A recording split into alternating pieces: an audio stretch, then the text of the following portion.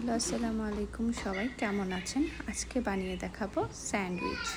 প্রথমে আমরা একটি কড়াইতে বুকের মাংস সিদ্ধ করে নিব এবং এটাতে শুধু আমি আদা আর রসুন বাটা দিয়েছি আর সামান্য গোলমরিচের গুঁড়া আর লবণ।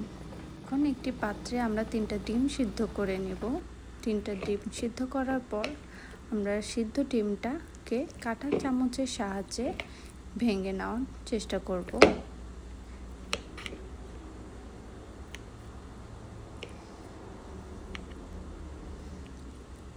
ডিমটি ভাঙা শেষ হয়ে গেলে ওটার উপর আমরা যে সিদ্ধ করে রাখা মাংস ওগুলো গুঁড়ো করে ফেলছি বা ছোট ছোট এরকম করে গুঁড়ো করব করে আমরা এই মাংসগুলো দিয়ে দিব।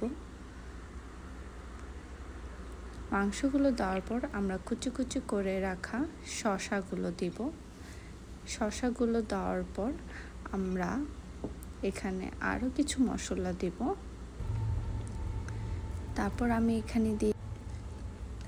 আমরা দিয়ে দিচ্ছি মায়োনিজ 2 টেবিল চামচের মতো। মায়োনিজের পর আমরা এখানে দিব কেচাপ। তারপর দিয়ে দিচ্ছি আমরা গোলমরিচের গুঁড়া, চিলি ফ্লেক্স, তারপর দিব মোজারেলা চিজ। মোজারেলা চিজ দেওয়ার পর আমরা পুরোটা ভালো করে মেখে নিব। তারপর পাউরুটির উপরে সেই মিক্সগুলো দিব এবং পাউরুটির চারপাশটা আমি কেটেও নেব। তারপর একটি কড়াইতে আমি বাটার দিয়ে নিয়েছি। নেওয়ার পর তার উপর আমি সেই পাউরুটিগুলো ভাজবো কিছুক্ষণ, লাল হওয়া পর্যন্ত। এরকম লাল হয়ে ভাজার পর যখন হয়ে যাবে তখন আমরা মিডলে আমরা কেটে নেব। আর কেটে নেওয়ার পর দেখছেন কি সুন্দর একটা স্যান্ডউইচ হয়ে গিয়েছে।